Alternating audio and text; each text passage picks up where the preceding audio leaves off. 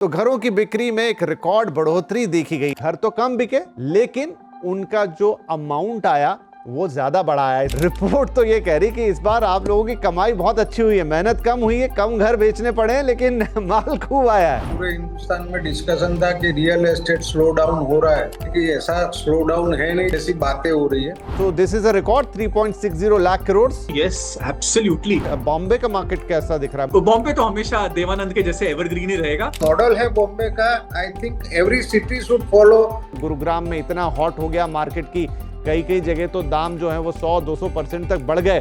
30% growth in price is not at all healthy. Bengaluru की कहानी क्या बता रही? एब्सोल्युटली रॉकिंग, बट इंफ्रास्ट्रक्चर में इट इज पैथेटिक। चेन्नई में क्या हो रहा है इस वक्त? मतलब affordable homes, mid income and luxury, बड़ा डिस्ट्रीब्यूटेड सा सुंदर सा चार्ट दिखेगा आपको। ज्यादा दूर नहीं है मुंबई से पुणे, लेकिन एक अलग तरीके का मार्केट, एक अलग अप्रोच वाला मार्केट। स्टेडी सप्लाई भी है, स्टेडी प्राइस राइज भी है। इंफ्रास्ट्रक्चर पर भी अभी फोकस हो रहा है पुणे में। अहमदाबाद के लिए आज से अगर कोई प्रेडिक्शन करें तो कितना चांसेस है कि सही हो सकता है? I am putting my bets for Ahmedabad for the next 10 years. It's going to be a city to watch for. Calcutta में ऐसा क्या, मतलब ये डिमांड इतनी बैलेंस कैसे दिख रही है? Stable market, same as Poona, Bangalore. जिन्हें भी घर खरीदना है या रियल एस्टेट में कुछ भी करना है अगले 6 महीने के अंदर, पूरी फेस्टिव सीजन और तमाम चीजें है, यहाँ से एक पिक्चर आपके सामने खड़ी है। अब आप अपने अपने रेफरेंस उससे निकाल सकते हैं।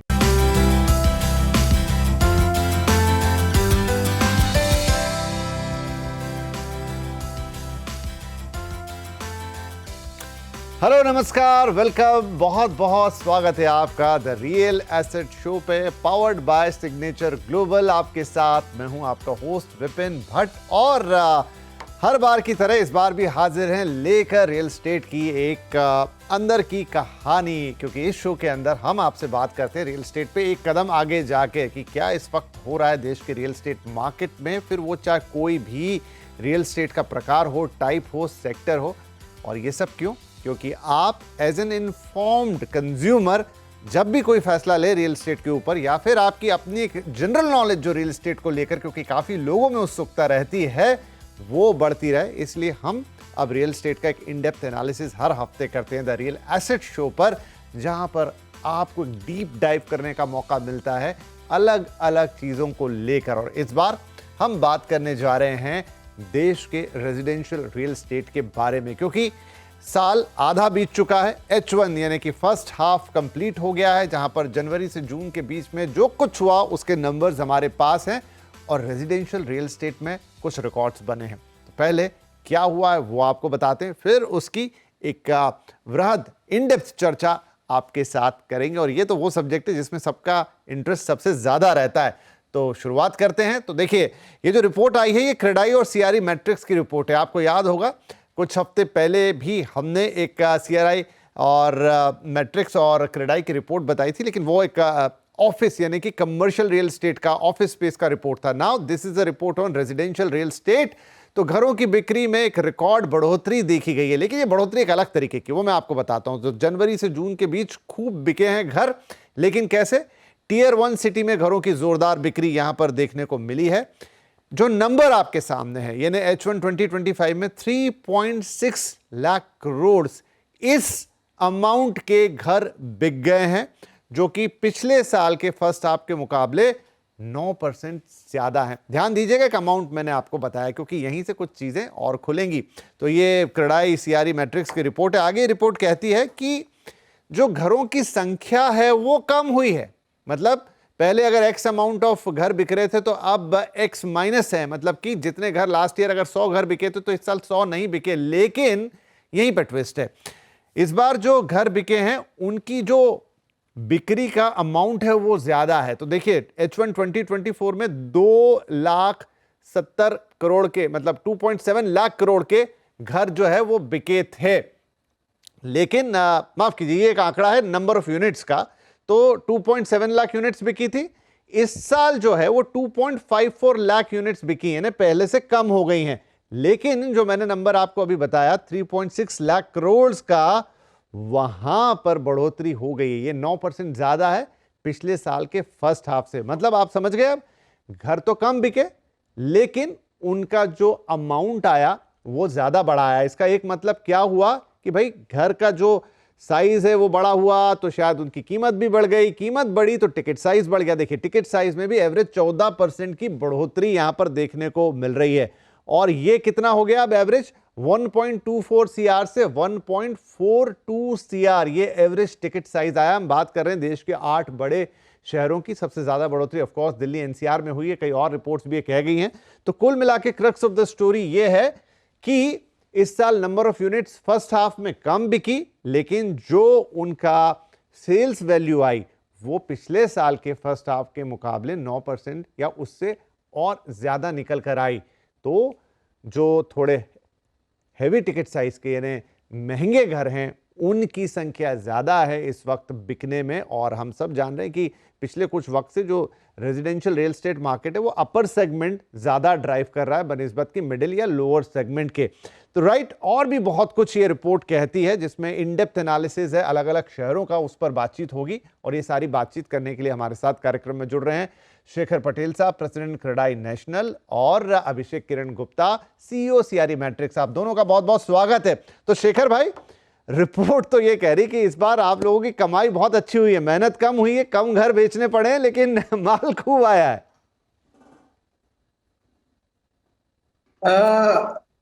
ओवरऑल यानी लास्ट काफी टाइम से एक मीडिया में या कहीं पूरे हिंदुस्तान में डिस्कशन था कि रियल एस्टेट स्लो डाउन हो रहा है। तो ये रिपोर्ट आपको बताती है कि ऐसा स्लो डाउन है नहीं जैसी बातें हो रही है। यस, 3,20,000 करोड़ की बिक्री हुई है फर्स्ट क्वार्टर में। टिकट साइज बड़ा है पर उसके सामने एवरेज यूनिट साइज भी बड़ा है। ये रिपोर्ट में एवरेज यूनिट साइज का मेंशन नहीं है क्योंकि it is very difficult to get it, but average जो हम इंटरनल डिस्कशन करते हैं उसमें एवरेज यूनिट साइज भी बड़ा है, यानी कारपेट एरिया जो घर का होता है वो बड़ा है और साथ में प्राइस भी थोड़ा बहुत बड़ा है। तो आई थिंक प्राइस बड़ा होगा 5% के आसपास में ऑन एन एवरेज में बोल रहा हूँ। इसमें विनर तो जो एनसीआर है और ज्यादातर बातें है वो एनसीआर में एवरेज टिकट साइज भी बड़ा हो गया है। और जो आप एवरेज टिकट साइज पूरे टॉप 8 सिटीज का बता रहे थे 1.4 करोड़ समथिंग, पर उसमें टॉप 4 सिटी देखो आप तो वो 1 करोड़ से प्लस है, पर बाकी के 4 सिटी है जैसे पूना है, फिर अहमदाबाद है, कलकत्ता है, चेन्नई है, तो उनका average ticket size below 1 crore है और टॉप 4 सिटी का एवरेज टिकट साइज पर साइड ऑफ 1 करोड़ है। ओवरऑल इंडियन मार्केट का मैं आपको बताना चाहूंगा कि ये टॉप 8 सिटीज है, उसका हाउसिंग मार्केट 7 लाख करोड़ का सालाना, यानी 3,20,000 करोड़ 6 महीने का, तो उसको जोड़ ले साल का तो 7,20,000 करोड़ 7,40,000 करोड़ होता है। पर उसके सामने पूरे इंडिया का जो हाउसिंग मार्केट है वो 25 लाख करोड़ का है। तो टॉप 8 सिटी का जो मार्केट शेयर है हाउसिंग मार्केट में वो 25% के आसपास है। बाकी 75% से टियर 2 टियर 3 सिटी और रूरल एरियाज का है और वहां पर जो एवरेज टिकट साइज है वो सब 60 लाख सब 70 लाख के आसपास है। तो overall market is good, that's what ये रिपोर्ट आपको बताती है। नहीं बिल्कुल। तो ये वैल्यू टर्म्स में आप सही कह रहे हैं कि घरों के साइज भी बड़े हैं। आफ्टर कोविड हमने देखा लोगों को बड़े घरों की चाहत आई, इनफैक्ट दाम भी बढ़े, कुछ जगह बहुत ज़्यादा, कुछ जगह मॉडरेट, कुछ जगह ठीक ठाक, और वो ही रिफ्लेक्ट हो रहा है इस रिपोर्ट के अंदर। तो अभिषेक, आपकी रिपोर्ट में रिकॉर्ड वर्ड यूज हुआ है, so this is a record 3.60 lakh crore in a first half. Oh yes, absolutely. देखो इसमें तो कोई सब श्रोताओं के लिए इसमें तो कोई डाउट ही नहीं है कि हाउसिंग डिमांड बहुत ज्यादा हिंदुस्तान में। मैं तो अपने डेवलपर दोस्तों को यही कहता हूं कि आपको अभी 18 घंटे काम करना पड़ेगा इफ नॉट मोर, क्योंकि बहुत घर बनाने हैं। खाली यही है, उनको मैं हमेशा यही बोलता हूं कि अपने लिए घर मत बनाइएगा, बनाइए फॉर आम हिंदुस्तानियों के लिए। सो शेखर भाई एकदम एब्सोल्युटली सही कह रहे हैं। Yes, the report talks about 8 metro cities, but there's so much more in India outside the 8 metro cities where सब ज्यादातर घर 50 lakh 60 lakhs the true affordable housing of Modi ji, right? वो बिकते हैं। But yes, in these 8 metro cities, this is a record first half. Units थोड़े slow हो गए हैं बिकना, क्योंकि थोड़ा सा ओवर सप्लाई सिचुएशन की तरफ हम बढ़ रहे हैं ऐसा लगता है। But my favourite cities where it comes to affordability, जहां पे देखो हर हर हर इंडस्ट्री में साइकिल होता है, स्टॉक मार्केट भी ऊपर जाता है नीचे जाता है, कैट एंड माउस गेम चलता रहता है एंड वो हेल्दी है। तो 5-10% का cut is not a big deal. हाँ 30% गिर जाए तो आई विल बी वरिड, मैं फिक्र करूंगा। सो फिर भी my favourite cities would be Poona and Ahmedabad. Phenomenal growth, phenomenal growth. आप देखिए 3 साल पहले उनका क्या सेल्स था, and what is it today? Ahmedabad is selling 50,000 homes per year.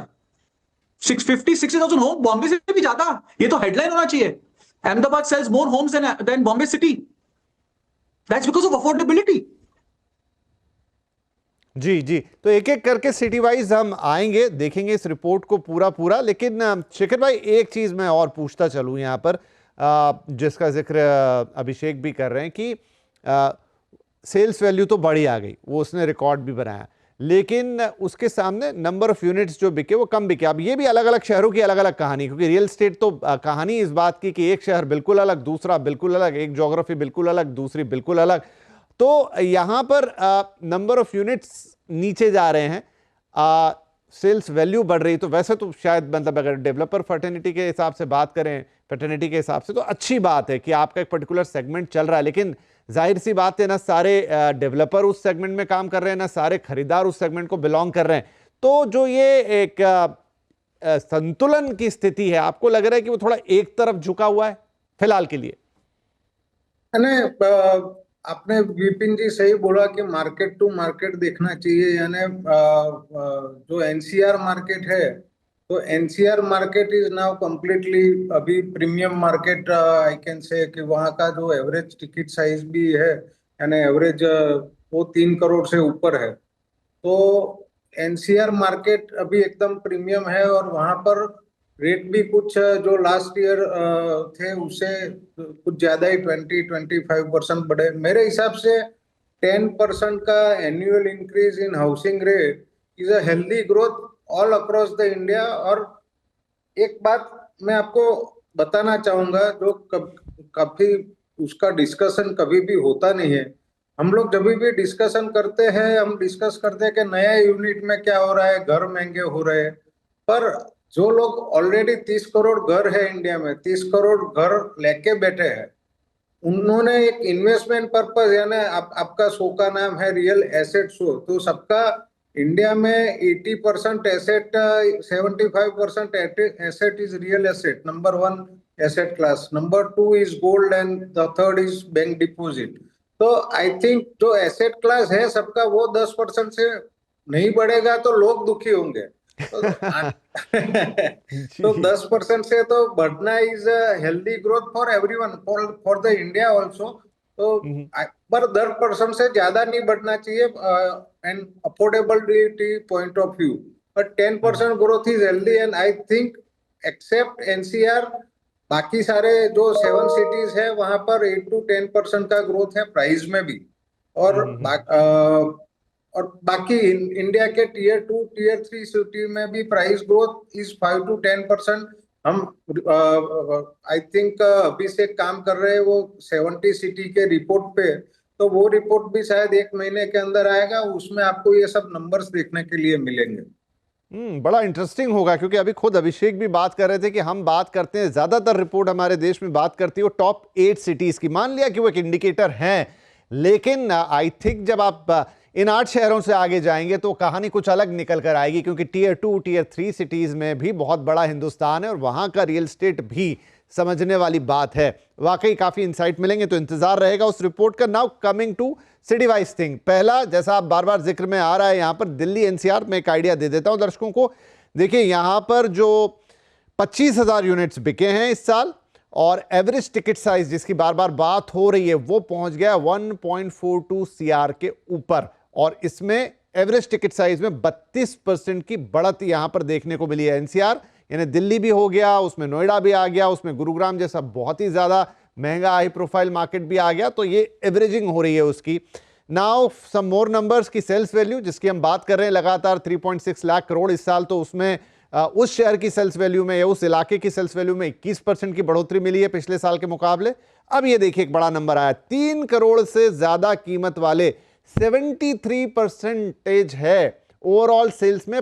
73% ऐसे घर आ रहे हैं जिनकी कीमत 3 करोड़ से ऊपर है, इसीलिए वो एनसीआर जो है वो एवरेज को ऊपर ले जा रहा है। और नए यूनिट जो हुए वो 33,352 प्रिसाइज एक नंबर है, इतना लॉन्चेस हुए हैं। अभिषेक, क्या ये जो पूरा एक वेटेड एवरेज वाला हम मामला कह रहे हैं, तो इसमें से जो सबसे बड़ा जो वेट रख रहा है शायद वो एनसीआर ही है। अगर यहां पर 73% घर 3 करोड़ प्लस में जा रहे हैं, इट मींस कि ये मार्केट पूरा का पूरा इस समय हाई वैल्यू टिकट साइज पर ही प्ले हो रहा है। 100% यस। एंड एनसीआर में भी सबसे बड़ा heavy weight is Gurgaon. And उसमें yes. और उसमें भी हमारे वंडरफुल दोस्त हैं जो डीएलएफ, उन्होंने बहुत बड़े बड़े लॉन्चेस किए फर्स्ट हाफ में, उसके वजह से ये नंबर बहुत तेजी से बढ़ गया है। Gurgaon has actually beaten Bombay. हमारे 70 इयर्स ऑफ इंडिपेंडेंस में पहली बार ऐसा हुआ है कि किसी और शहर ने बॉम्बे को बीट कर दिया है इन टर्म्स ऑफ प्राइस। तो Gurgaon is the heavy weight where which is increasing the price. But मुझे एक चीज डेफिनेटली बोलनी है, आपने एक नंबर मेंशन किया था हमारे श्रोताओं को कि 3.6 लाख करोड़ का वैल्यू के घर बिके हैं। You know which are the 4 top cities जहां पे ये हुआ है? Of course it is NCR, Bombay, Hyderabad and Bangalore. But उसका ऑर्डर क्या है? उसका order is not Bombay and Gurgaon first, it's actually Hyderabad this time. Hyderabad number 1, NCR number 2, Bombay number 3 and Bangalore number 4. All of them have sold about 55,000 crores worth of, new, and this is primary homes, Vipin bhai. These are new homes, not resale. मुझे ये clear करना था कि ये नए घर हैं, developer to पहला सेल जो होता है। सो फिनोमिनल हाउसिंग बिके इस साल इन द फर्स्ट हाफ। क्योंकि आपने हैदराबाद की बात कर दी तो हाथों हाथ मैं भी दर्शकों को वो नंबर्स दिखा देता हूं ताकि कनेक्टिविटी बनी रहे बातचीत के अंदर। हैदराबाद के नंबर्स लेके आते हैं स्क्रीन के ऊपर। देखिए 30,000 यूनिट बिके हैं, यानी कि नंबर ऑफ यूनिट्स तो कम ही बिके हैं यहां पर। अब ध्यान से देखिएगा एवरेज टिकट साइज, अभी हम गुरुग्राम के लिए बात कर रहे थे या दिल्ली एनसीआर के लिए 1.42, यहां है 1.84 CR, ऑलमोस्ट 2 करोड़ को टच कर गया है। तो जो बात अभी अभिषेक बता रहे थे कि वो सरप्राइज आया हैदराबाद से, जो लिस्ट में शायद नंबर 1 पे खड़ा है, और एवरेज टिकट साइज में 14% का यहां इंक्रीज है, 2% का सेल्स वैल्यू ग्रोथ है। ये बता रहा है कि ऑलरेडी पहले से घर महंगे बिक रहे हैं वहां पे, सिर्फ 2% इंक्रीमेंटल वैल्यू यहां आई है। 35% घर 3 करोड़ प्लस के। अभी मैंने उसमें वो आंकड़ा नीचे वाला नहीं जोड़ा, नहीं तो ये नंबर 50% या 60% पे चला जाता। और नए यूनिट जो लॉन्च हुए हैं 42,383, इतना ये नया लॉन्चेस है। तो इस राइट अभिषेक, आप सही कह रहे हैं कि इन सब में जो छुपा रुस्तम है वो तो हैदराबाद निकला। एब्सोल्युटली। एंड इसके भी कारण है, द नंबर ऑफ जॉब्स, जितने आईटी पार्क्स बने। Hyderabad will be the only city in the world which will have the biggest campus for Amazon and Google. ये हमारे हिंदुस्तानियों के लिए बहुत प्राउड मोमेंट है। वो सैन फ्रांसिस्को नहीं है, वो लॉस एंजलिस नहीं है, वो न्यूयॉर्क नहीं है, वो शिकागो नहीं है, वो लंदन भी नहीं है, वो हैदराबाद है। तो इतने जॉब बनेंगे तो ऑब्वियसली घर खरीदेंगे। प्लस एक चीज और, मेरा ससुराल इज फ्रॉम नॉर्थ इंडिया, वहां पे सबको कोठी, बड़े बड़े घर पसंद आते हैं। हमारे जैसे नहीं बॉम्बे में छोटे छोटे घर। हैदराबाद इज अनदर सिटी जहां पे लोगों को बड़े घर पसंद आते हैं। So coming back to what Vipin bhai said and what Shekhar bhai said, it's not only the price, खाली प्राइस नहीं है, इट्स ऑल्सो घर का साइज, वो भी बड़ा हो गया है। People want upgraded homes. Right. Shekhar bhai, आपकी कोई टिप्पणी हैदराबाद पर? हैदराबाद का जैसे बताया कि हैदराबाद में पिछले 3-4 साल से कमर्शियल डेवलपमेंट, यानी ये जो आईटी पार्क्स और सर्विस सेक्टर वहाँ जोरों से डेवलप हो रहा है हैदराबाद में। तो सर्विस सेक्टर का ग्रोथ आएगा, इतने जॉब अपॉर्चुनिटीज क्रिएट होगी तो हाउसिंग डिमांड तो बढ़ेगी और पर कैपिटा इनकम भी बढ़ेगी। तो पर कैपिटा इनकम जब बढ़ेगी तब हाउसिंग डिमांड और उसकी साइज भी लोगों को बड़ी चाहिए, फिर प्रीमियम हाउसिंग चाहिए। तो हैदराबाद ऑब्वियसली लास्ट 3 साल से जिस तरह से वहाँ कमर्शियल एक्टिविटी ग्रो कर रही थी, ये this was expected from the Hyderabad. अच्छा शेखर भाई, हमने ज़्यादा वक्त नहीं बीता, 2 हफ्ते पहले की बात है, हम बात कर रहे थे अहमदाबाद के कमर्शियल रियल एस्टेट की, ऑफिस स्पेस की, और वहाँ पर भी अब इसी तरह की सुगबुगाहट है जहाँ पर ढेर सारी एक्टिविटी हो रही है। हमने बताया कि 25% का प्रीमियम कमांड कर रहा है अब जो रेंटल है वो, और जीसीसीज और तमाम, तो क्या वो भी हैदराबाद की राह पे निकल पड़ा? यानी एक अगर मैं यहाँ से एक अंदाज़ा लगाना चाहूँ कि अगर हैदराबाद में जॉब मार्केट के चलते और तमाम कंपनियों के आने के चलते रेजिडेंशियल पे ये इम्पैक्ट आया है, तो क्या मैं उसी लाइन पे अहमदाबाद की तस्वीर देखूं? डेफिनेटली देख सकते हैं, पर अहमदाबाद में जो कमर्शियल मार्केट है उसकी अभी शुरुआत हुई है ग्रोथ की, तो 2-3 साल लगेंगे जो हैदराबाद का लेवल है वो पहुंचने में, या वहां से 70% लेवल में भी पहुंचने में। पर डेफिनेटली अहमदाबाद में ये होगा ही, क्योंकि कमर्शियल, विपिन जी एक आप बात समझिए कि जब 100 स्क्वायर फीट लीज होता है या सेल होता है तो वो वन जॉब अपॉर्चुनिटी क्रिएट करता है। तो one job opportunity, our thumb rule is के भाई एक जॉब जहाँ क्रिएट होता है वहां 50%, यानी सपोज 100 लोग काम करते हैं तो उसमें से 50 लोगों को नए घर की जरूरत है, 50 लोगों के पास ऑलरेडी घर है या उसको अपग्रेड नहीं होना है। तो 100 square feet creates I think half a house demand in any city. तो देखिए, शो तो इसीलिए देख रहे हैं लोग शेखर भाई यहाँ पे कि उनको वो चीज़ पहले पता चले, वो अंदाज़ा पहले हो। आज अगर सोचेंगे तो फिर उसका फ़ायदा मिलेगा भविष्य में। तो अभिषेक, क्या इसके लिए हम एक, जैसे शेखर भाई ने एक आंकड़ा दिया कि इतने स्क्वायर फीट पे एक जॉब आ जाएगी, तो अहमदाबाद के लिए आज से अगर कोई प्रेडिक्शन करें तो कितना चांसेस है कि सही हो सकता है? Tell you a secret today, yesterday I was at a podcast and मुझसे एक सवाल पूछा गया था कि नेक्स्ट 10 साल में आपको सिर्फ एक ही सिटी पे उंगली रखनी है which can see a transformation in real estate. मतलब बहुत चेंज आ जाएगा एंड बहुत ग्रोथ होएगा। मैंने अहमदाबाद का नाम लिया क्योंकि 2-3 चीजें अहमदाबाद में बहुत बहुत फर्क आने वाला है। We spoke about this last time also. One is the bullet train. I don't think हम लोग उसकी इनफ बात करते हैं। मैं आपको सच एकदम छाती ठोक के बोल रहा हूं कि पूना का पूरा फेस चेंज हो गया जब वो एक्सप्रेसवे बना था, बॉम्बे पूना वाला। Poona became closer to Bombay and that really spotted the growth of Poona. Ahmedabad में भी जब वो बुलेट ट्रेन बन जाएगी, बॉम्बे से आप अहमदाबाद 2 घंटे में पहुंच सकते हो। I can reason and have breakfast with you. It will make a big difference. And हमारे अंबानी फैमिली, हमारी गवर्नमेंट भी ओलंपिक्स के लिए अहमदाबाद को पुश कर रही है। अगर वो हो गया तो अहमदाबाद, मैं क्या बोलूं, मतलब it will be superb growth in Ahmedabad. So I'm putting my bets for Ahmedabad for the next 10 years. It's going to be a city to watch for. Right, तो चलिए इसी लगे हाथों अहमदाबाद के भी नंबर्स आपके सामने आ गए हैं। अहमदाबाद की भी बात कर ही लेते हैं जब हम इतनी बातें कर रहे हैं। तो देखिए नंबर्स क्या कहते हैं। जैसा शेखर भाई ने शुरू में कहा कि देखिए हर मार्केट अलग अलग है, तो यहाँ पर 24,512 यूनिट्स बिके। H1 में एवरेज टिकट साइज 89 लाख के आसपास आया। टिकट साइज में 7%, जैसा वो कह रहे थे कि मॉडरेट ग्रोथ यहाँ पे देखने को मिली। 10% सेल्स वैल्यू में बढ़ोतरी आई। 34% जो घर हैं वो 71 लाख से ऊपर के बिके। अब मतलब इसी से आप समझ जाइए कि यहाँ पर भाव खरीदने लायक हैं वो, मतलब बहुत टिपिकल वाला 3 करोड़ वाला वैसा मार्केट नहीं। और नए लॉन्च में थोड़ी जरूर यहाँ पर गिरावट देखने को मिली है। 11,000 to be precise, close to 12,000 के आसपास यहाँ पे नए लॉन्चेस आए हैं। राइट, तो अब इन नंबर्स को देखें शेखर भाई, तो अब जो पूरी बातचीत अभी हमने की पिछले 5, 7, 8 मिनट में, ये नंबर यहां से कितना एक्सपोनेंशियली ग्रो करने की ताकत रखते हैं? जितनी चीजें हम देख रहे हैं, चाहे वो कमर्शियल एक्टिविटी हो, चाहे ओलंपिक्स की बातें हो, चाहे ओवरऑल ग्रोथ हो उस शहर की। मेरे हिसाब से Ahmedabad, Bangalore, Pune, this are the stable markets. यहाँ पर जो भी ग्रोथ आता है, रेट में भी ग्रोथ आता है, 5 to 10% के आसपास ग्रोथ आता है। आप हिस्ट्री में चले जाइए, लास्ट 20 ईयर्स की हिस्ट्री में, तो यहाँ पर जब भी ये कंटिन्यू, और वो ग्रोथ है कंटिन्यू रहता है ये सब मार्केट में, 5%, 10% के आसपास में। हैदराबाद है उसमें जर्क्स आते हैं, या एनसीआर है उसमें जर्क्स आते हैं, एमएमआर में जर्क्स आते हैं, कभी एकदम से बढ़ जाता है, कभी 2-3 साल रुक जाता है।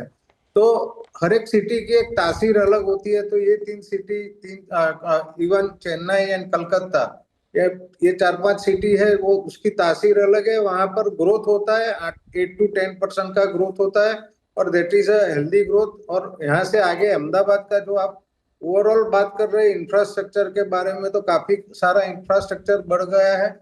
और ओलंपिक की हम बात करें तो ओलंपिक के पहले अहमदाबाद में ऑलरेडी ये world fire and police games announce हो चुका है, नंबर 1। नंबर 2, अहमदाबाद ने ऑलरेडी कॉमनवेल्थ गेम्स के लिए अप्लाई कर दिया है, और वो वेरी सून यानी सितंबर मंथ तक वो भी क्लियर हो जाएगा कि 2030 का कॉमनवेल्थ गेम अहमदाबाद में होगा कि नहीं।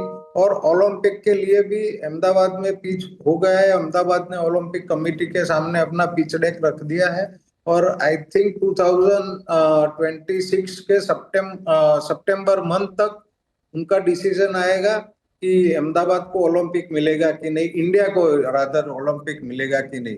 तो ओलंपिक है, उसके अलावा भी काफी सारे इंफ्रास्ट्रक्चर जैसे बुलेट ट्रेन है, गिफ्ट सिटी है, ये काफी सारे यहाँ पर इंडस्ट्रियल सेक्टर से यानी फार्मा का एक बड़ा ये है, और इर्द गिर्द में काफी अच्छा डेवलपमेंट भी चल रहा है अहमदाबाद में। तो Ahmedabad is a good city to live in and good city to invest in also. अच्छा, एक चीज और बताइए साथ में सर कि मैं लॉन्चेस देख रहा हूं, तो H2 कैलेंडर ईयर 23 में 23,000 के ऊपर, फिर फर्स्ट हाफ में पिछले साल में 30,000 के ऊपर, पिछले साल का जो सेकंड हाफ रहा उसमें भी 30,000, लेकिन ऑल ऑफ सडन सिर्फ 11,000 या क्लोज टू 12,000 लॉन्चेस, इतना कम कैसे हो गया? It is always a market driven, और पिछले 2-3 साल में काफी सारे लॉन्चेस, यानी आपने जो आगे के आंकड़े बताए, अगले लास्ट क्वार्टर के, उसके अगले हाफ के, उसके अगले हाफ के, तो उसके हिसाब से काफी सारे लॉन्च है, काफी सारी इन्वेंट्री पाइपलाइन में थी, और उसके हिसाब से फर्स्ट क्वार्टर यानी first half of the year में लॉन्चेस कम हुए। पर टाइम जिस तरह से यहाँ पर इंडिकेशंस देख रहा हूँ मैं मार्केट में, सेकंड हाफ में काफी सारे नए लॉन्च आ रहे हैं। थोड़ा बहुत अप्रूवल प्रोसेस में भी स्लो हुआ है, तो ये सब हुआ है, पर I think second half will catch up of the first half deficit of launches. हालांकि मार्केट काफी पॉइज्ड है।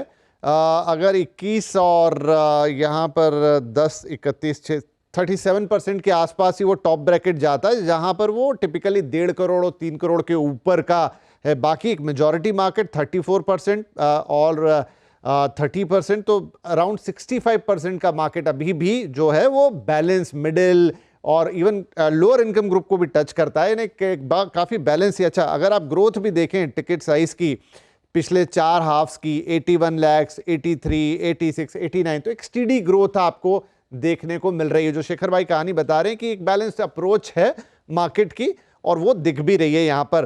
तो एक तरफ एनसीआर जैसे मार्केट्स भी हैं जिनकी कहानी अलग है, हैदराबाद जैसी कहानी भी निकल कर आ रही है, अहमदाबाद जो कि हमें एक फ्यूचरिस्टिक कहानी दिखती है, हम पकड़ने की कोशिश कर रहे हैं, जो हैदराबाद की कहानी है उससे मिला के इस समय काफ़ी बैलेंस्ड है।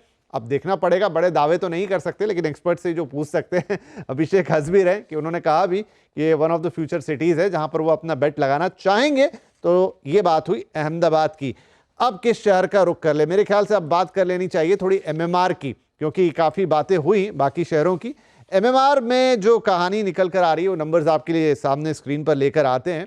कैसा रहा है तो यहाँ पर भी देखिए, अब चूंकि ये तो देश का सबसे बड़ा और सबसे महंगा मार्केट रहा ही है, 75,000 यूनिट्स यहाँ पर बिके हैं, तो नंबर ऑफ यूनिट्स काफ़ी हैं।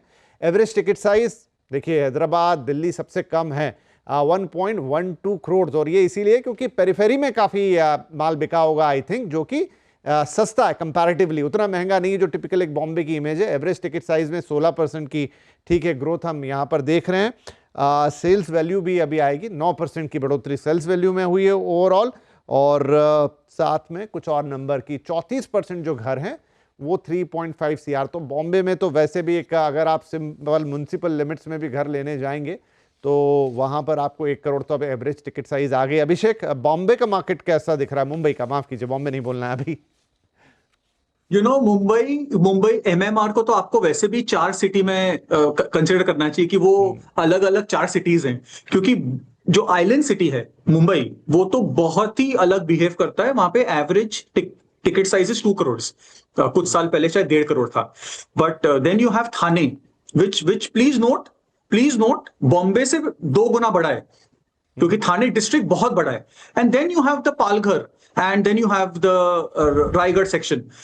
अब जो नया एयरपोर्ट बनने वाला है या बन चुका है, चालू खाली रिबन कटना बाकी है, which was suppose to launch in June July, अभी शायद सितंबर अक्टूबर में होगा, होपफुली दिवाली लॉन्च. तो lot of activity will move towards Thane and Navi Mumbai. तो देखो, बॉम्बे तो हॉलीवुड, बॉलीवुड तो यही है, फाइनेंस तो यही है, तो बॉम्बे तो हमेशा देवानंद के जैसे एवरग्रीन ही रहेगा. But yes, it is an expensive city.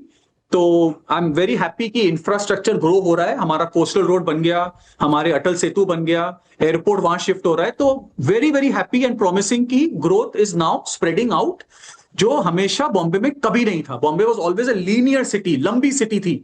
अब वो अपने विंग्स फैला रहा है, एंड अफोर्डेबिलिटी जो कभी नहीं थी बॉम्बे में, वो अब लग रहा है थोड़ी बहुत मिल सकती है. अच्छा अभिषेक जी और इवन शिखर भाई, आप भी ध्यान दें. देखिए, बॉम्बे ऐसा लग रहा है ज़्यादा डेमोक्रेटिक वे में जा रहा है. एनसीआर से मैं तुलना कर लूं, क्योंकि एनसीआर का भी स्ट्रक्चर कुछ वैसा ही है. एक दिल्ली है और उसके आसपास बाकी की चीज़ें हैं, तो एक बड़ा एरिया इनफैक्ट बन जाता है.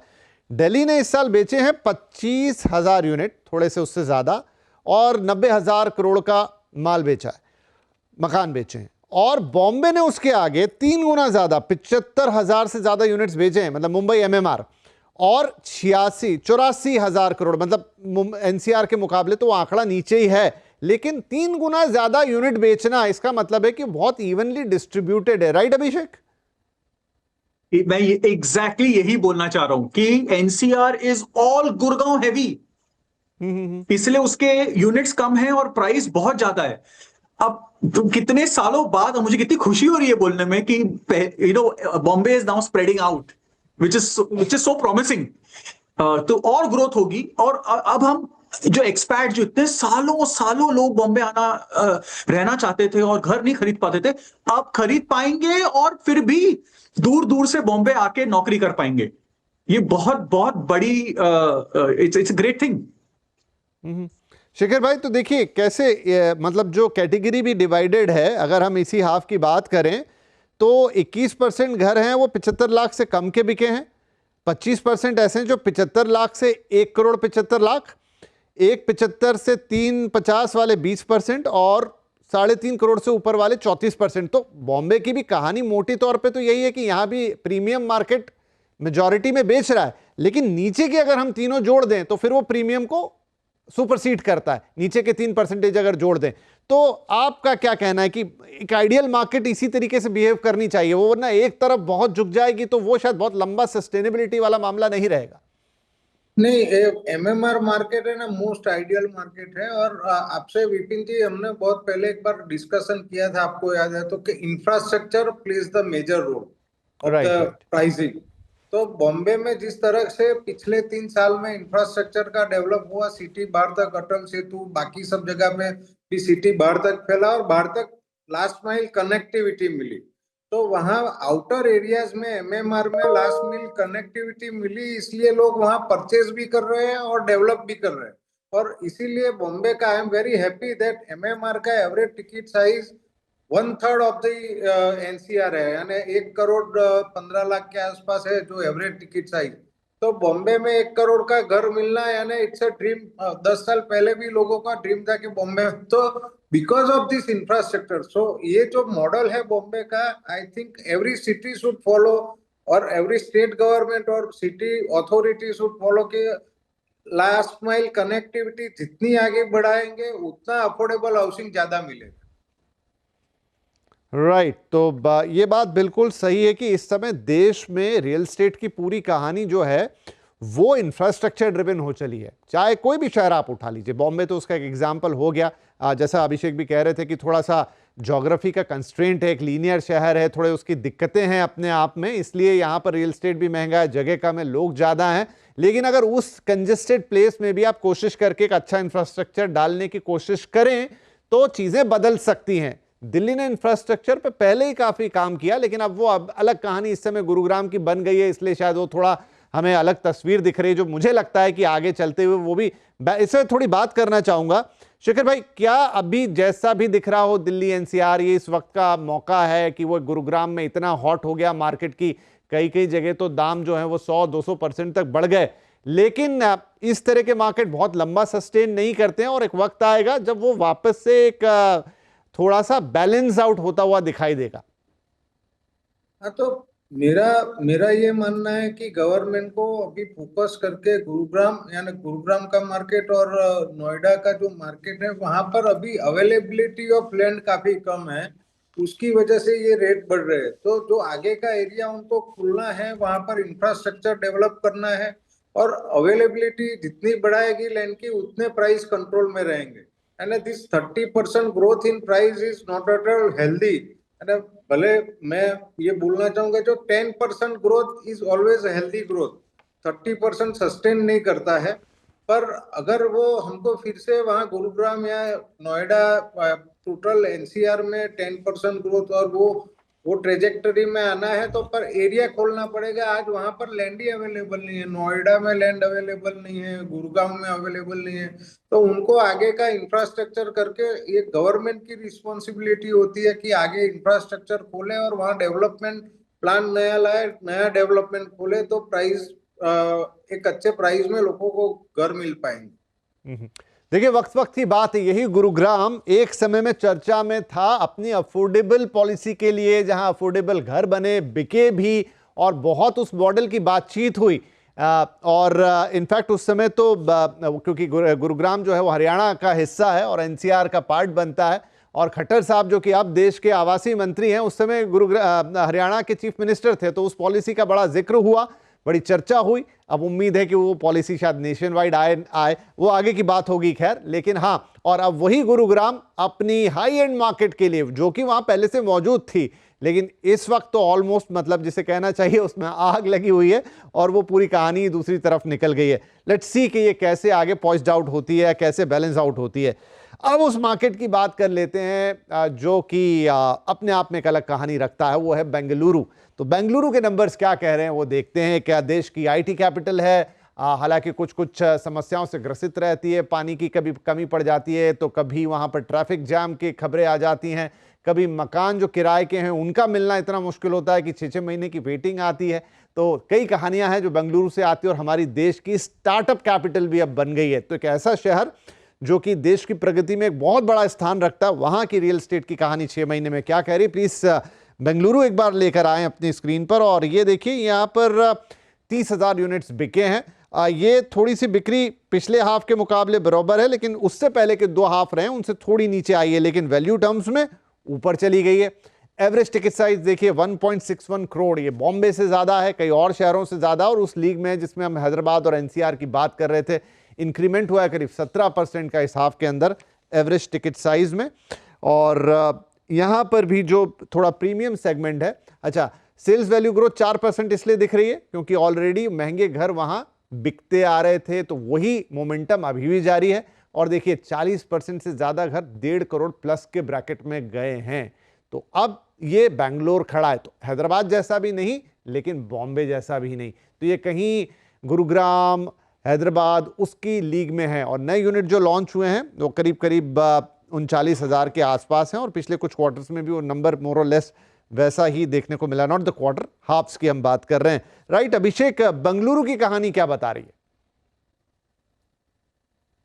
विपिन, बैंगलोर को मैं दुबई जैसा मानता हूं, जिसमें सब, जैसे दुबई में बोलते हैं ना, सब एक्सपैट्स रहते हैं। बैंगलोर में काफी माइग्रेंट लोग रहते हैं जो नॉट ओनली इंडिया भर से आए हैं, but even America, London, Singapore, हर टोक्यो, हर जगह से पढ़ के काम करके वापस बैंगलोर आए हैं। तो उनकी एक्सपेक्टेशंस बहुत अलग है, उनकी डिमांड्स बहुत अलग हैं।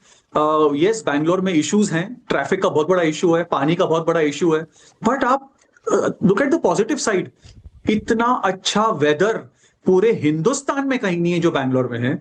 आप वीकेंड पे ट्रेकिंग कर सकते हैं, आप वीकेंड पे हिल स्टेशन जा सकते हैं। There is so much to do in Bangalore, and which is why the young want to live there. Institutions बहुत अच्छे हैं, ह्यूमन कैपिटल इतना तगड़ा है कि कोई बात ही नहीं है। हिंदुस्तान के जो टोटल ऑफिस स्टॉक है, जो nearly 1 billion square feet touch करने वाला है वेरी सून, उसमें से वन थर्ड सिर्फ अकेला बैंगलोर में है। तो Bangalore is absolutely rocking, but infrastructure में इट इज पथेटिक। मतलब एज एन इंडियन मुझे बहुत पेन होता है ये बोलने में कि इतना बढ़िया शहर, but infrastructure is at least 20 years behind its development, 20 years behind. I mean, affordability में फिर भी ठीक है, but we have to do something about Bangalore infra now or yesterday. नहीं, ये बात बिल्कुल सही है। काफ़ी मतलब देश का सबसे टैलेंटेड शहर इन टर्म्स ऑफ जिस तरह के वहाँ पर टैलेंट है, जॉब्स हैं, पूरा आईटी का हब है, काफ़ी हद तक हमारे जो स्टार्टअप्स हैं वो भी वहाँ पर हैं, और जीसीसीज की कहानी भी बेंगलुरु में बहुत ज़बरदस्त है। लेकिन बावजूद इसके वो जो इंफ्रास्ट्रक्चर का एक थोड़ा सा इशू है वो ठीक हो तो इस शहर की, हाँ मैं सही कहना, थोड़ा सा नहीं कहना चाहिए, अच्छा बड़ा खासा इशू जो है। और ख़ास तौर पे जो बेंगलोर में कहावत इन दिनों चल गई ना कि पहले बेंगलोर एयरपोर्ट जाओ और फिर बेंगलोर जाओ, वो भी एक पेन है। तो राइट शेखर भाई, आप भी हंस रहे हैं, लेकिन हाँ ये बेंगलोर की कहानी है इस वक्त। हाँ, पर बेंगलोर है वो वर्ल्ड का आईटी कैपिटल सिटी। मैं तो मानता हूँ कि जिस तरह से बेंगलोर में आईटी का ग्रोथ है, वर्ल्ड में कोई भी सिटी में इतना ग्रोथ नहीं है। और जैसे अभिषेक जी ने बताया, काफी सारे एक्सपर्ट्स है वहां पर बस रहे हैं। पर बेंगलोर की एक खासियत ये रही है, और मैं बहुत सालों से देख रहा हूँ कि वहाँ के रेट जो है वो रीजनेबल और स्टेबल मार्केट। मैंने पहले भी बताया कि Bangalore is a very stable market, and quality of construction, quality of home in Bangalore, I think in the best in India. नहीं, आप सही कह रहे हैं। और अगर पिछले 4 हाफ्स की बात करूं तो वो जो एक ऑन एन एवरेज 4% की हमें इंक्रीज है, तो उसका एक ही मतलब है कि ऑलरेडी उसी भाव पे घर मोटे मोटे अवेलेबल हैं। और वो जो ओवरऑल जो सेल्स वैल्यू है वो लगभग 46,000, 49,000, 48,000, 45,000, मतलब एक स्टेडी पेस में घर बन रहे हैं, स्टेडी पेस में घर बिक रहे हैं। और जो 1.32 से लेकर पिछले 4 हाफ्स में, मैंने पिछले 2 साल में 1.32 से एवरेज टिकट साइज 1.61 तक पहुंचा है, जो बेंगलोर जैसे शहर के लिए ठीक है, जहां पर पे स्केल्स काफ़ी हाई हैं, वाइट कॉलर जॉब्स की भरमार है। राइट, अब एक और दक्षिण भारत का शहर लगे हाथों ले लेता हूं, वो है चेन्नई। और अभिषेक, इसने मुझे थोड़ा सा आश्चर्य में डाला, क्योंकि मैं मान के चल रहा था कि चेन्नई काफ़ी एक बड़ा सोबर सा, शांत सा, क्यूट सा शहर है, जहां पर रियल एस्टेट बड़े ही मॉडरेट फॉर्म में रहता है। लेकिन यहां पर भी एवरेज टिकट साइज जो है वो 1 करोड़ के ऊपर का निकला है, ऑलमोस्ट अराउंड मुंबई 1.110, 1 करोड़ 10 लाख के आसपास का। और यहां पर जो सेल्स वैल्यू में ग्रोथ है वो है 23% की, और 12,000 करोड़ से ज़्यादा की बिक्री यहां पर होते हुए हमने देखी है। तो थोड़ा मुझे लगा कि एक टर्न अराउंड टाइप का है या कुछ और कहानी है, वो आप बताएंगे। चेन्नई में क्या हो रहा है इस वक्त? विपिन भाई, चेन्नई को तो आप ऐसे क्यूट सा छोटा सा शहर मत मानिए, क्योंकि ये टॉप 5 हिंदुस्तान में जो स्टेट्स हैं, तमिलनाडु टॉप 5 में आता है, जिसका जीडीपी कंट्रीब्यूशन हिंदुस्तान में बहुत ज्यादा है। बट खाली चेन्नई में ये फर्क है कि चेन्नई इज अ क्या बोलते हैं, अ वेरी डाइवर्सिफाइड पोर्टफोलियो बोलते हैं ना हमारे स्टॉक मार्केट वर्ल्ड में, कि पोर्टफोलियो आपका बड़ा डाइवर्सिफाइड है, जिसमें ऑफिसेज भी हैं, जहां पे ये मैन्युफैक्चरिंग भी है, फार्मा भी होगा, ऑटोमोबाइल भी होगा। तो चेन्नई में आईटी भी है, बट ब्लू कॉलर भी है, and so that's why it's a very stable market. जैसे शेखर भाई ने कहा, Bangalore is a very stable market, Poona is a very stable market, Chennai also is a very stable market. And आपको लगेगा काफी बैलेंस्ड है वो, मतलब affordable homes, mid income and luxury, आपको सब अच्छे, क्या बोलते हैं, बड़ा डिस्ट्रीब्यूटेड सा सुंदर सा चार्ट दिखेगा आपको। हाँ, वही जो सुंदर क्यूट तो, मैंने कहा ना कि वो चेन्नई में आप जाइए फिजिकली भी और in terms of real estate भी, तो वो बड़ा, मतलब जिसे कहते हैं कि बहुत ज़्यादा हाई फ्रिल मार्केट नहीं है, चीज़ें सोबर रहती हैं, जिसे कहते हैं कि एकदम सिंपल सी साउंड करती हैं। देखिए 42% जो सेल्स आ रही है ना, वो 70 लाख और 1.5 करोड़ के बीच की है। तो मतलब around half of the sale वो मिड सेगमेंट की हैं। तो वो बता रही है उसकी कहानी। हाँ ठीक है कि आपका जो एवरेज टिकट साइज है वो 1.1 लाख निकल गया, 1.10 CR निकल गया, बट अभी भी वहां पर वो जो 70 लाख और वो उसके आसपास वाला एक स्वीट सेगमेंट है वो अच्छा खासा फ्लरिश कर रहा है। नहीं नहीं, तो मैं एक चीज और कहना चाहूंगा चेन्नई के बारे में।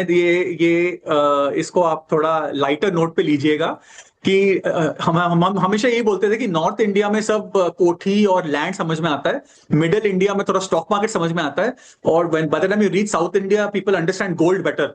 तो एक वो भी कारण हो सकता है कि house Chennai is slightly slow और a smaller market when it comes to housing sales.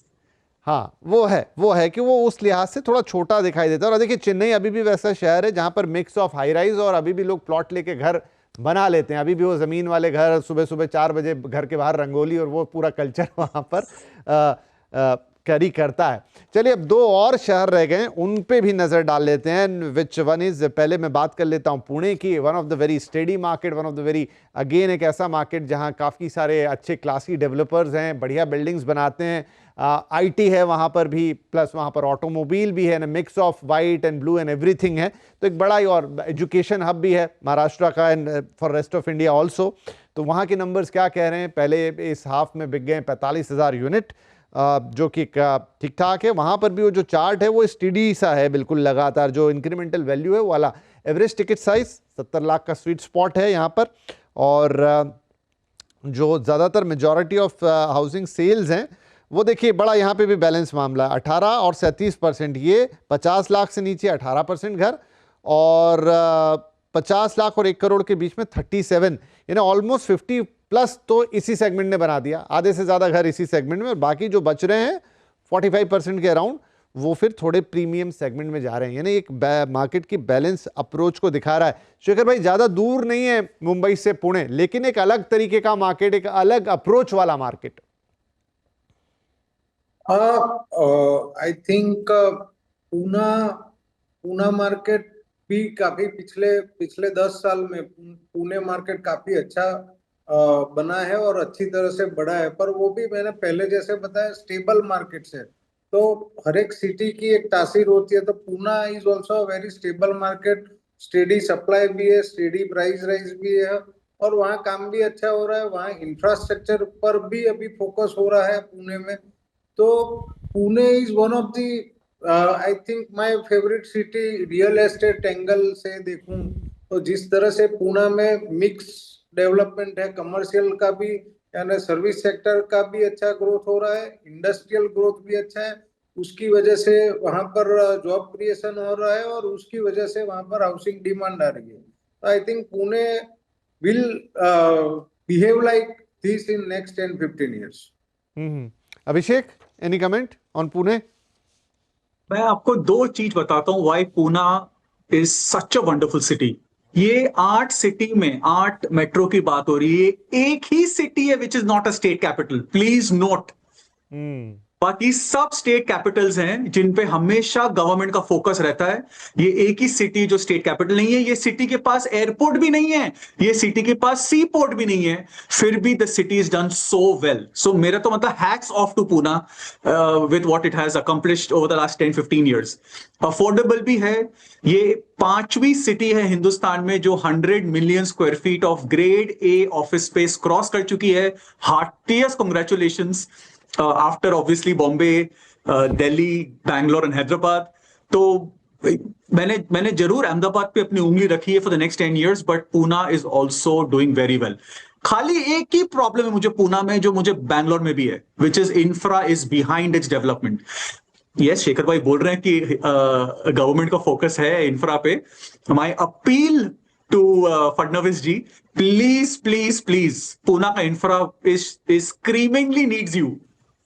हाँ, मतलब मुझे कभी कभी समझ नहीं आता कि पुणे के पास वो पूरा मौका था। ऐसा नहीं कि बहुत कंजेस्टेड सिटी थी, उसके पास काफ़ी ज़मीन है, लेकिन कुछ डेवलपमेंट इस तरीके से हुआ कि वो कंजेस्टेड फील होने लगा। अच्छा, वहीं आप पिंपरी चिंचवाड़ को देखिए, जो कि पुणे का ही हिस्सा, आप मानिए एकदम शानदार डेवलपमेंट है। आपको लगता ही नहीं कि आप पुणे में, वो जो प्रॉपर पुणे है वो बिल्कुल अलग है, पिंपरी चिंचवाड़ में एक अलग फीलिंग आ जाती है। तो why not the rest of the Pune, जबकि आपके पास लैंड भी अवेलेबल है। ठीक है, कुछ एरिया हर सिटी में ऐसा होता है जो टिपिकल कंजेस्टेड है, आप उसे डीकंजेस्ट इतनी आसानी से नहीं कर सकते, लेकिन जो नए डेवलपमेंट हुए उन पे अगर थोड़ा सही तरीके से प्लानिंग होती तो शायद वो और बेहतर हमको एक स्वरूप दिखाई देता। बट फिर भी पुणे के लिए एक यही कहानी, पिछले कई सालों से हम एक स्टेडी मार्केट वहां पे देख रहे हैं, एक स्टेबल मार्केट देख रहे हैं, अच्छी क्वालिटी के घर बनते हैं, टाइम पे डिलीवर होते हैं, और वो सब तब होता है जबकि बगल में ही बॉम्बे है जिसको एक एक्सप्रेस वे से जुड़ा है, लेकिन फिर भी पूना ने अपनी एक अलग स्पेस और अपनी जगह बनाई है।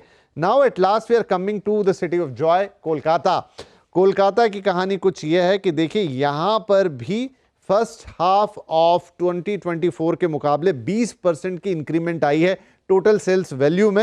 यूनिट नंबर ऑफ यूनिट आपको कम दिखेंगी, जो बिकी हैं वो 10,000 के आसपास ही हैं, यानी कि उतना बड़ा मार्केट नहीं इन टर्म्स ऑफ यूनिट, लेकिन वहां पर भी एक इंक्रीमेंटल वैल्यू आपको 20% की दिखी है। जब आप कीमत निकालने जाएंगे बिके हुए घरों की, एवरेज टिकट साइज यहां पर 90 लाख के आसपास है, जो कि पुणे से ज्यादा है लेकिन फिर भी 1 करोड़ के नीचे है।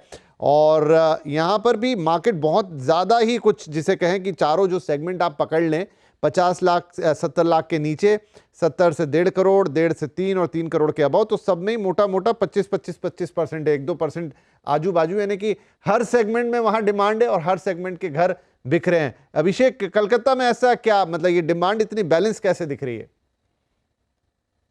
Calcutta to my mind is same as Chennai.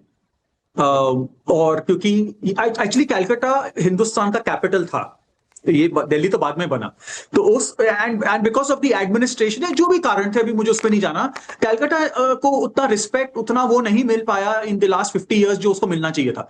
But जैसे चेन्नई में हाई एंड नौकरी भी है और मैन्युफैक्चरिंग भी है और बहुत बड़ा सी पोर्ट भी है, वैसा ही कैलकाटा में है। तो इसीलिए वो बहुत ही बैलेंस्ड मार्केट ही रहेगा।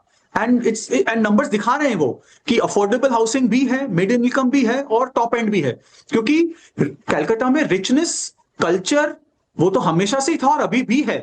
तो it's a very very balance market and again very very stable market, same as Poona, Bangalore.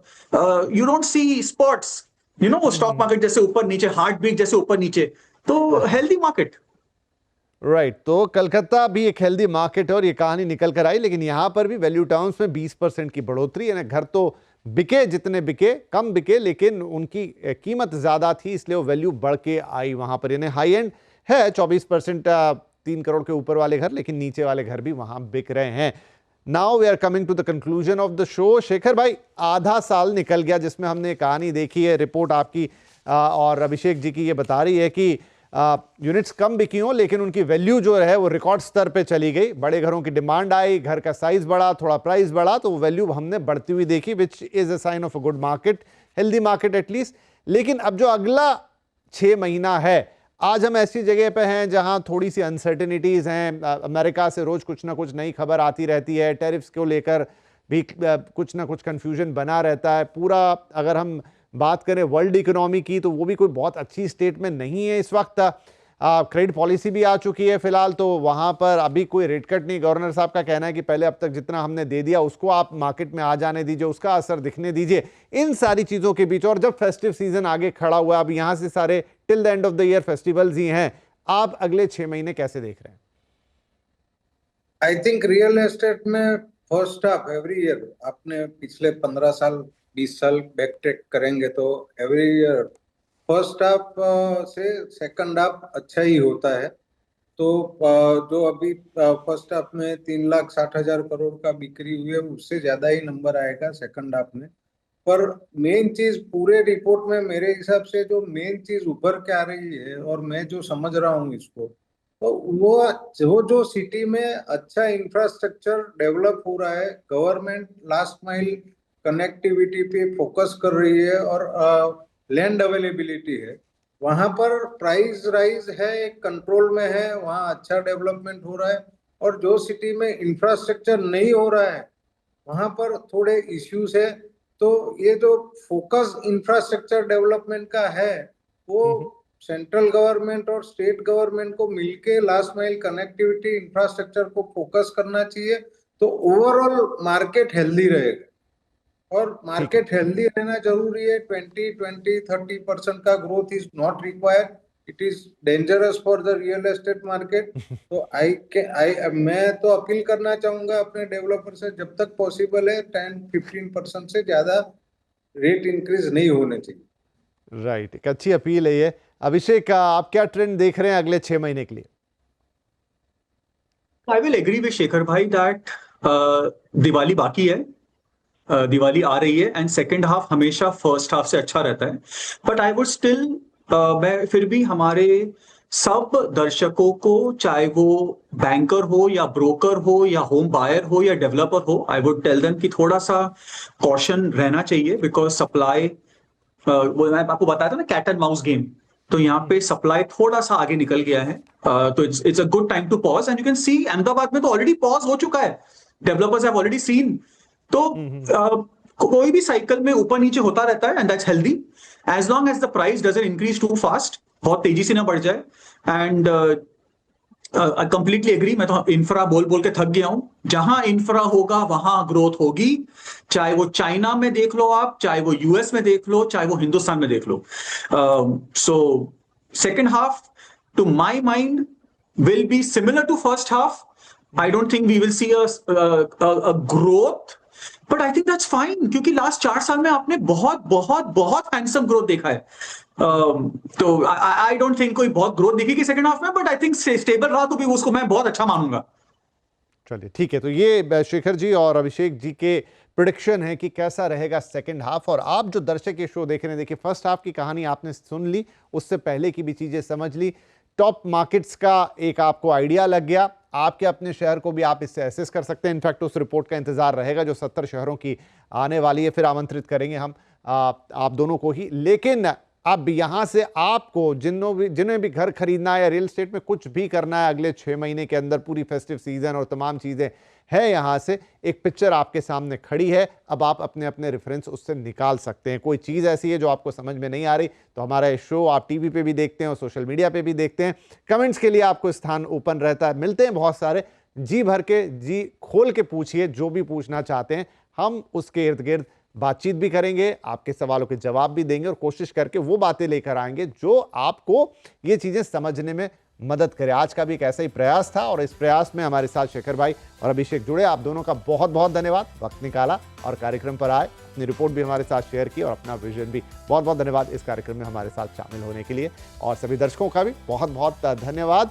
तो अगले हफ्ते आपसे फिर मुलाकात होगी और बढ़िया इंसाइट के साथ, एक बढ़िया टॉपिक के साथ। तब तक अपना ध्यान रखिए।